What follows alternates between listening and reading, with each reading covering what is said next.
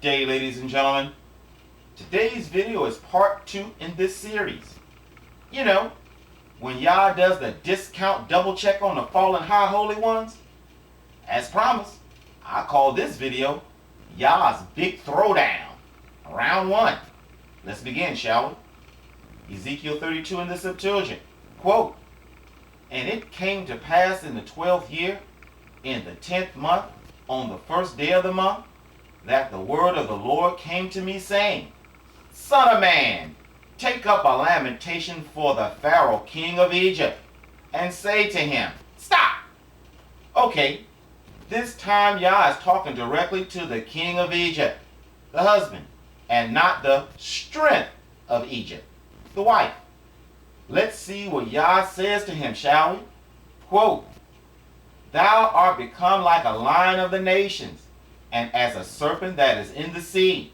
And thou didst make assault with thy river, and didst disturb the water with thy feet, and didst trample thy rivers." Stop!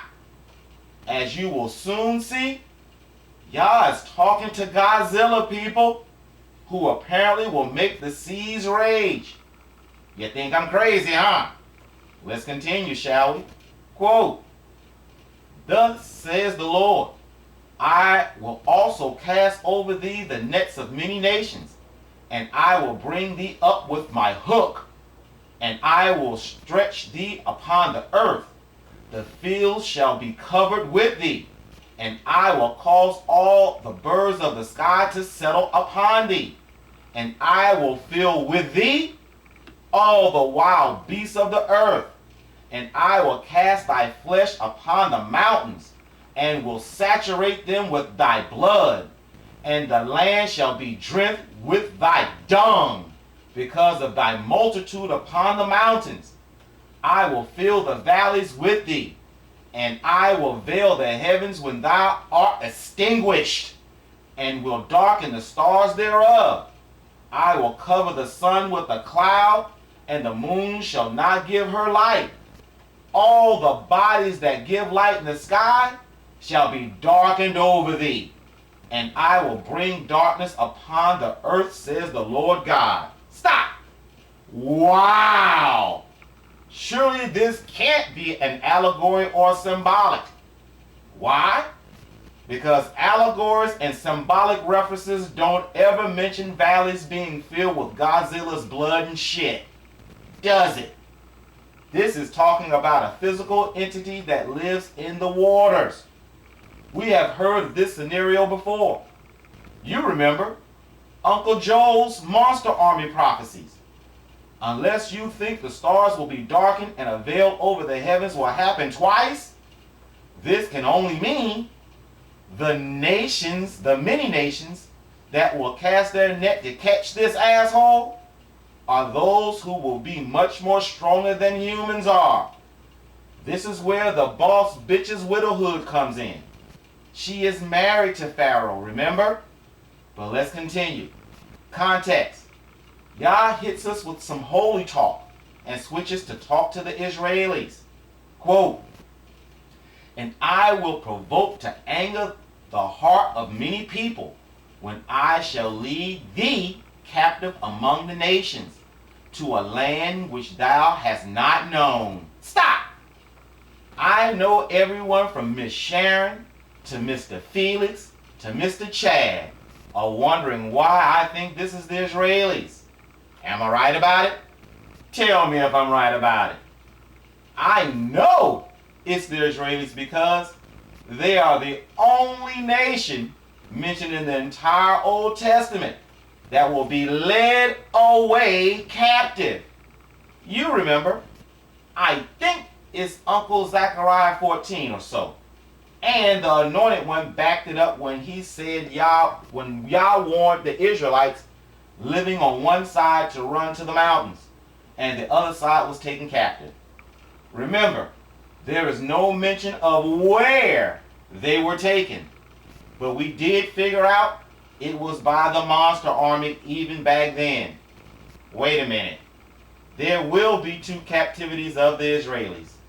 The early part of Uncle Isaiah tells us of an Arab country taking some of them captive too. I forgot. But as the prophecy attests, the Israelis will be taken to a land they don't know anything about. Surely that can't be upon the earth as we know it now, can it? What? The Egyptians? Remember, the Egyptians will be captives to the Assyrians in Egypt and Assyria. I didn't mention the crackers that are lucky enough to be our servants because, well, I would think my Hassenpfeffer would be served to me cold if they weren't in close proximity. I don't mean nothing by what I'm saying. I'm just saying. You know what I'm saying? I'm not sure, but when it says, quote, I shall lead thee captive among the nations to a land which thou hast not known, I tend to believe it's not a modern tourist destination. What about you? That, ladies and gentlemen, is why I know it is the Israelis that America stands with. But that's not all. Am I the only person to notice? Many people of many nations will be provoked to anger when Yah leads them through their nations to their final destination. I have an educated guess. It's because only the dumbass Christian nations, you know, the only nations that recognize the Israelis' existence, still believe the charade the Israelis are pulling over on them. The other countries already know who the Israelis are. They have conferences almost yearly about the subject.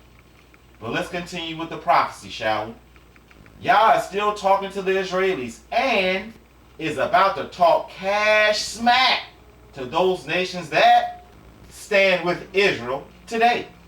Quote, and many nations shall mourn over thee, and their kings shall be utterly amazed when my sword flies in their faces, tearing the Israelis a new anus. Listen up. As they wait for their own fall from the day of thy fall. Stop!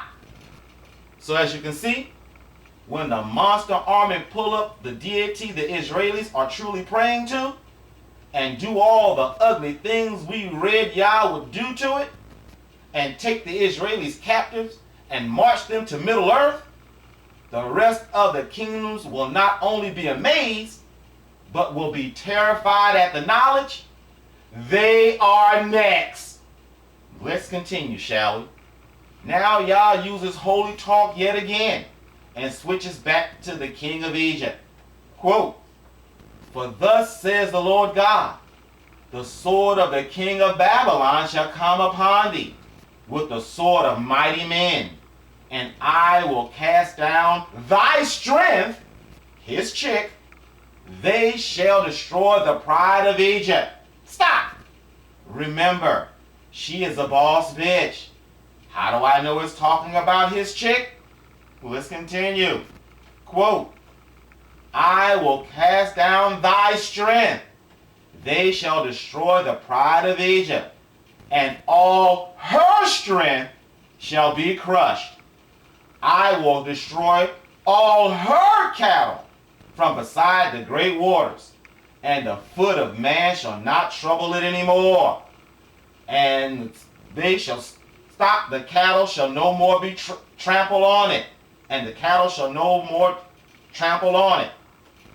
Thus shall their waters then be at rest, and their rivers shall flow like oil, says the Lord, when I shall give up Egypt to destruction, and the land shall be made desolate with the fullness thereof, when I shall scatter all that dwell in it, and they shall know that I am the Lord. Stop! By saying, the land shall be made desolate with the fullness thereof, can only mean destruction came suddenly while there is good and plenty. Remember the chick prophecy?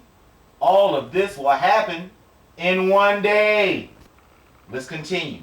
Quote, there is a lamentation, and thou shalt utter it, and the daughters of the nation shall utter it, even for Egypt. Stop! Remember, widowhood and loss of children. He shall utter it, and the daughters shall utter it. Perfect match, don't you think? Why are they uttering it for Egypt, you ask? Because they see their mama and their daddy getting taken out. But just like you would do, they will try and help their parents too. Let's continue. Quote, and they, the daughters, shall mourn for it over all the strength thereof, says the Lord God. Stop. Example. This can only mean, as my boy likes to say, they will throw in the kitchen sink. It's all hands on deck, and nothing is too impossible to try. We have already gone over the next section in this complete prophecy. I will skip it and go to the next subsection in the next video. But if you haven't figured out who the strength is, or just can't find it in yourselves to believe a color, I will prove who they are in the next video. But let me leave you with this cliffhanger. Remember earlier in this video where it tells us the nations will bring her daughters to the pit? All we must do is pin the tail on the demons, really. Thank you for looking at this video, and look for the next.